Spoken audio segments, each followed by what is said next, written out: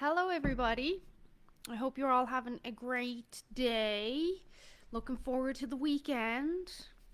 I don't expect people to be on because of the time of the day, but I'm still going to deliver the information. So, this was on my mind for a while. Sorry, I hadn't turned my light on, so I was sitting in the dark.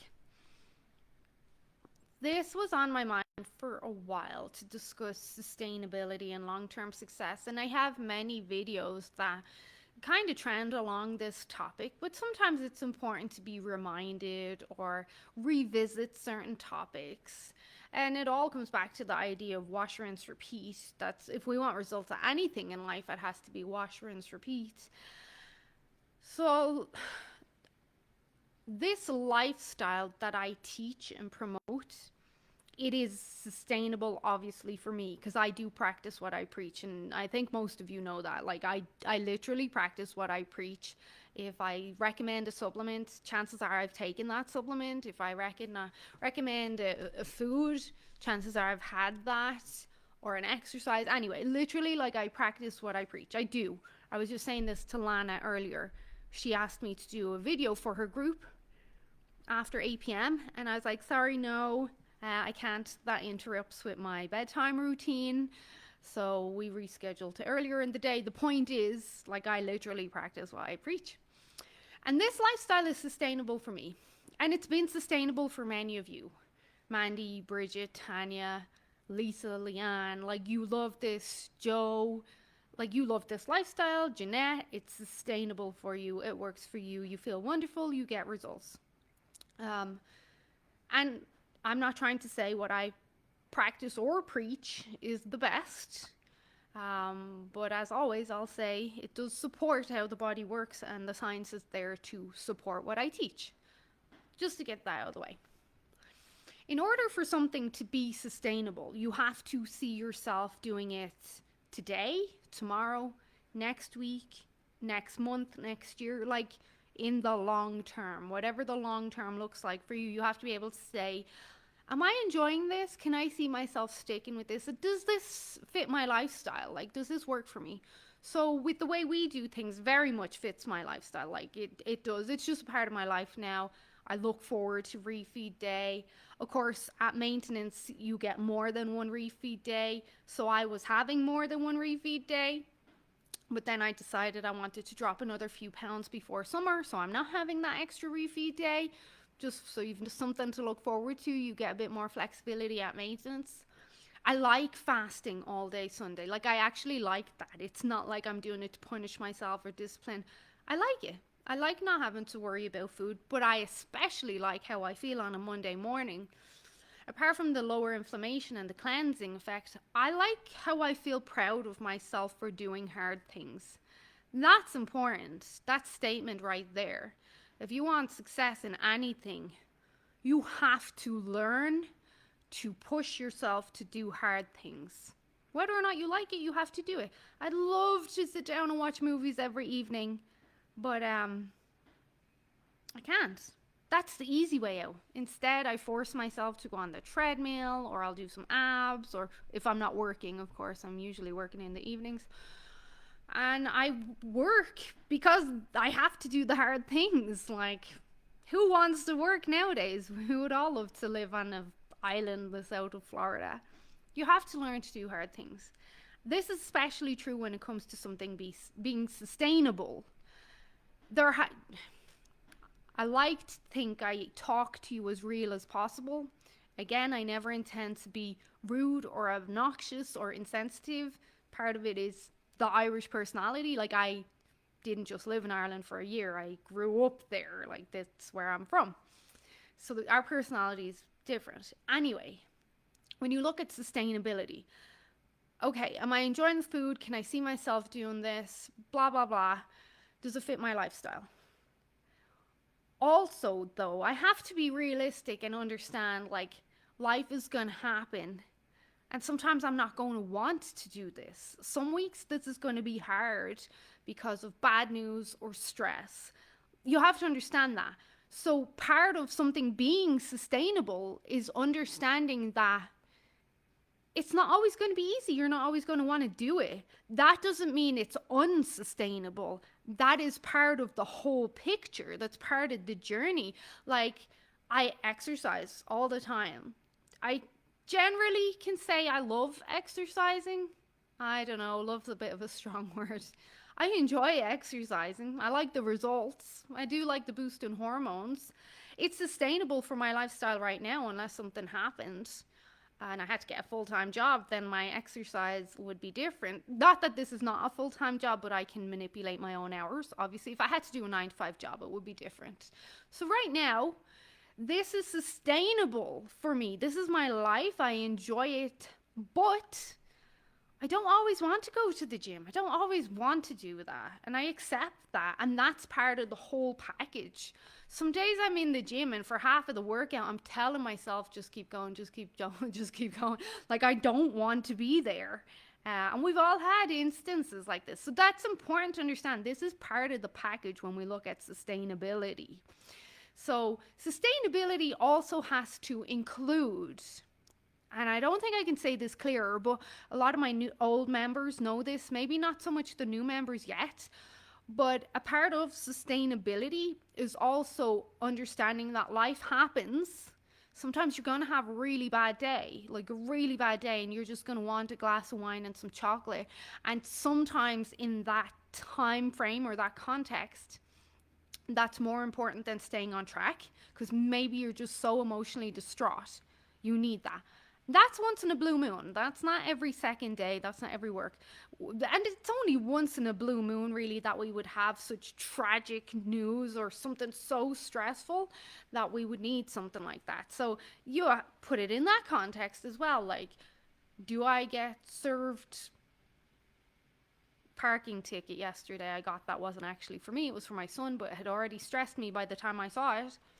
Do I get this every day, or is this once in a blue moon? That means once in a blue moon, I'm going to need that wine and chocolate, because that's almost like an emotional hug. You have to understand that. And we fit that into the plan. Believe it or not, new members, we do fit this into the plan. This is so important that you communicate with me. So, because I have to teach you. There's a lot to teach in nutrition. It's not just eat whole foods, avoid junk food, exercise. It's not. Again, I was doing an interview with another group this morning. They invited me on to talk about sleep and stress. And I'm like, you could be eating broccoli all day, every day, and exercising. But if you're experiencing chronic stress, you're going to keep gaining weight. There's a lot to understand. But regardless, if something happens, life is going to happen. Maybe you get stuck behind a car crash. Okay, my dinner is 30 minutes or 60 minutes late. Not a big deal. As long as it's only once in a blue moon. If it's something that now is commonly happening, that reflects actually this is your life, how it works, then we're going to have to kind of come up with a new plan or readjust things. Part of sustainability is knowing, like, okay, I want the results. I want to feel good. I want to have beautiful hair, skin, nails. I want to know that my body's making stem cells and red blood cells and white blood cells efficiently. I want to know that I'm strong and healthy. But I also want to know that I can go for a weekend of fun, or I could go on vacation, or I can go to a wedding or whatever. So how do I manipulate that? How do I manage that? Again, new members, this is why you must communicate with me. You have to ask questions, and I will help you understand. And if I explain it too complicated, I will simplify it. You have to communicate with me. You have to ask questions. Otherwise, how will you know? Our older members will tell you, like, I cover so much of health that in the beginning, I can see where frustration lies and overwhelm. But when we get more into it and you get more comfortable with me, you'll see I'll cover all aspects, because I want this to be sustainable for you. So, like, how can we go on vacation and still enjoy ourselves? Well, Liz, for example, just went to Mexico. We had a conversation before she left. She knows what to do, but also she knows that if you're going on vacation, it's part of life. You want to enjoy it. You want to have fun. A lot of the time, it's a big part of reducing stress. Like, Lorraine's just back from 3 weeks away, a big stress reliever for her. That was very important, especially for her health. So that's all part of sustainability. And again, understanding that part of sustainability means you're not always going to want to do it or enjoy it. That doesn't mean it's not sustainable. That's just like you're human, and some days you get pissed off and lazy and you don't want to do stuff. That's just natural. You're just human. Another part of sustainability and getting results is recognizing, and I know people don't like to hear this, but it doesn't mean it's not true. Recognizing, like, if you want results, regardless of if it's on the scales or health, if you want results in both health and on the scales, and health can be internally and externally, how you look and how you feel internally, and obviously how different biomarkers and health markers and blood panels are. If you want that, and I'll stand strong on this, this goes for health too. You have to accept there has to be some sort of restriction. There has to be some sort of restriction in your life. Whether or not you like to hear it, that's true. Whether or not that's calorie restriction, a feeding window would be restriction, whether or not that's like restricting carbs or junk food. You avoid junk food, that's a form of restriction. We avoid junk food because we know that it's very bad for our liver and our systemic inflammation, and it can be a big contributing factor towards diseases and estrogen issues. So you avoid junk food, that's restriction. You avoid bad fats or oils, that's restriction. You're not staying up late because you're going to bed, that's a form of restriction. So there has to be some sort of restriction. You can't just do whatever you like and eat and do and practice whatever you like and expect to have, and I mean in the negative context of things, the results and the health and the body of your dreams. It just doesn't work like that. Like, it just doesn't. I think most practitioners should know, I hope know, there has to be some sort of restriction somewhere. So if you have severe systemic inflammation, well, you should restrict the inflammatory foods and molecules. That's restriction. Anyway, you get what I'm saying. There has to be some sort of restriction. Restriction doesn't mean it needs to be all doom and gloom and miserable. It does not mean that. It just means I can't have everything in the context of junk food and Netflix and not exercising and staying up late and all that, and still expect to be healthy and feel good and not have aches and pains. It doesn't work like that. So if you want results in health and your body, there has to be some sort of restriction somewhere. There also has to be balance, because on this journey, part of being sustainable, in order for the body to be balanced, like the hormones, the organs to function properly, obviously metabolism, energy to work, there has to be balance in nutrition. You have to make sure you're getting enough of specific macros and micronutrients. Micronutrients are pretty much essential nutrients, so vitamins, minerals, fatty acids, and amino acids that we need to get into our diet to function optimally. So you need to make sure you're getting them. It needs to be balanced. Now, I do want to address something in regards to balance, and I did a whole podcast on this at the start of the year, because I speak a lot about balance, not so much about moderation. That kind of annoys me. But balance is more important, like understanding, like, this is your body. The body, biology always wants us to be in a state of homeostasis, which is balance. So you understand that, and how can I fit that into a 7-day cycle of a week where I'm still prioritizing my health and my results and my health. I can't stress the health enough, because health is like so important. I was going to say number one, but it's not. Sleep is number one. How can I do that while still enjoying some of the foods that I like and having family time, while still seeing results and still having a bit of downtime and fun, like I said, or go to social events? And that usually is going to involve restriction.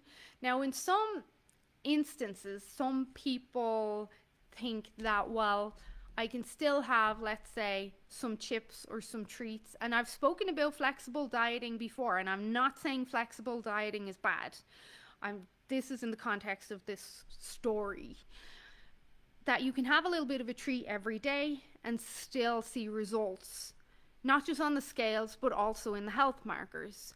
The scales, maybe, because for some people, just being in calorie deficit across the week, the whole week, they will see results on the scale. For other people, especially with the way life is so stressful now, having a bag of chips, not even a bag of chips, a bowl of chips every day continues to cause them systemic inflammation. And even if they did see a loss on the scale, that systemic inflammation is causing a whole host of issues internally, like a whole host. This is important to understand. So maybe you're just having a frappuccino every day, and that's your one treat, as people say. Well, that frappuccino, when we break it down, is pretty poisonous in the body. Maybe you'll still see a loss every week because you're cutting back on your calories somewhere else in your diet, but the damage that frappuccino is causing internally, draining your adrenal glands, increasing the inflammation, maybe damaging the gastric and intestinal lining, all that, just because you're seeing on the scales doesn't mean that's not happening on the inside. And that's important to understand. Balance, the way I teach it, which has been taught for decades through the bodybuilding world as well, is like accepting, okay, well, I need to be on plan most of the time, especially to optimize my health. And then I get a bit of flexibility, like the 80-20 rule. I get a bit of flexibility 20% of the time, a little bit more when you're at maintenance. It's more like I feel like 30-35% when you're at maintenance. So that's important to understand, and this has been practiced for decades. I'm not the first person to think of this, and I've shared mountains of studies, well, not mountains, but like 15 to 20 studies on the research behind refeeding. So that, accepting like there has to be balance, but not everyone's idea of balance is going to be beneficial. Not that mine is perfect or amazing for everyone, because I know how I teach is not for everyone. I know my personality is not for everyone. But you have to understand there has to be balance there. And unfortunately, it is what it is, to put the saying bluntly. So this is part of sustainability. When we look at the long term, in order to have results and long-term success, we do small changes, multiples of small changes, day in, day out, over a long period of time, and all these small changes end up with big results, or compile to make big changes, and we get results. So it has to be habitual changes, daily changes done over a long period of time, and you get results. For some people, that might be just focusing on a pound a week, a half a pound a week. For some people, it could just be focusing on reducing inflammation before even looking at weight loss. But understanding, like, it does take a long period of time. I'm not just coming up with this now. There's a post in the biohacking group from years ago. What is our ideal weight loss? In general, we like to see 0.5 to 1.5 pounds a week. Last week, I was telling you my new mantra is just 1 pound a week. Just 1 pound a week is my new mantra. Because that's all I want to lose. I want to lose like 8-9 pounds by summer. I'm already down 2. I wanted to lose 10, so I'm ahead of the game. But again, I'm not looking for 4-6 pounds a week, even 3. 1 pound a week, I can do that. That's doable without pushing myself so hard that I end up crashing and binging. So that's sustainable for me. In bigger people, because again, I'm small. In bigger people, that might be 2 pounds a week, depending on the individual. But in general, we're not looking for huge pushes every single week. Slow and steady wins the race, not just for sustainability, but also when we start looking at loose skin and regenerating tissue and not looking sickly. People who lose weight way too fast will start to look sickly if they're not doing it correct. Anyway, so there's a lot of things to consider here. There was a saying that I really like. Really, really like. Well, two, actually. I was having a conversation with Stacey earlier. And she mentioned, in order for people to make long-term change that's actually going to stick, they have to be ready. Like, they have to be ready for change in their life. And I'm like, yeah, I was ready for change when I started this journey. When we moved to Canada, man, I was ready. Like, I was ready. And I can usually tell when people are ready. And, sometimes I can't. Sometimes we start working together and then I go, oh, she wasn't ready. This is a bit of a sticky situation now. But you have to be ready for the change, like fully ready to embrace this as your life and make it sustainable. Before I go on to the quote I saw, back to sustainability, it has to be foods you like. You don't have to eat foods that I tell you to eat because I told you. If you don't like them, don't eat them. Like, if you told me to eat eggs, I'm not eating eggs. Eggs are gross to me. I've never liked eggs. They make me nauseous. My stomach doesn't like them. I'm not eating eggs, but you might love eggs. So we have to use the foods that you like, because that's going to be part of what makes it enjoyable and sustainable. And it has to taste good, of course. The fairy dust helps with that, but I do try help people make stuff taste good.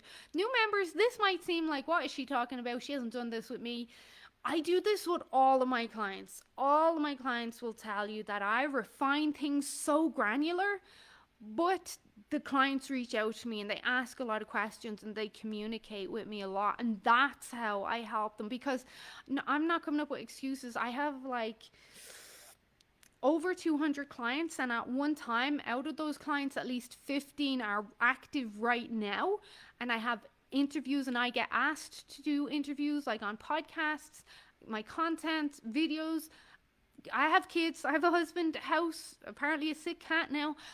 Sometimes I forget to reach out to people. I do try my best, but sometimes I forget. So you reach out to me, and that's where I'll say, okay, can we do this? Can we do that? How do you feel about this? Do you like this? Do you like that? And if you say no, I'm like, okay, well, what about this? I don't mind being told, no, I don't want to do that. I want to make this sustainable for you, but you have to communicate with me, because believe it or not, I'm not a mind reader. And I say this to my husband all the time. I'm like, I'm not a mind reader. And he goes, well, that's what I said in my head. I swear he says, well, that's what I said in my head. And I'm like, huh, well, that must be my bad that I didn't know what you meant then, because you said it in your head and obviously I wasn't paying attention. So I'm sorry, that's my sarcasm. But anyway, I think you get the picture of what I'm trying to say. I do my best to try and make this sustainable. I always answer people, always try to answer questions, always go above and beyond to stay on top of the research and publish what I think is gonna be beneficial to you. And even with my podcast interviews, sometimes they come across as great when I'm speaking to them, and then when we do the interview, I'm like, oh, you are shitty. But I do try to pick ones that are relevant to you. Anyway, so this quote, I think I said it a while ago, but anyway, it says, I can't remember who said it, but it says, act in the way that you want, not in the way that you feel. And I think this could be very beneficial to some of you if you repeat this to yourself regularly. I should act in the way I want, not in the way I feel. Like, and want as in, what do I want for myself? And I say this all the time. What do you want for yourself? What are my end goals? What do I want for myself? Well, I want to feel good in myself. I don't want to be concerned about disease. I want to look in the mirror and feel confident, and I want to be able to put on clothes and feel good. I want to feel good in front of my husband. I want to look good. I want to be strong. I don't want to get sick. Like, this is what I want. Obviously, I want financial security. I want adventure. I want fun. I don't want to be sad. I don't want to be unhappy. I want to be happy. I want to feel like I'm making a difference. Like, so this is me.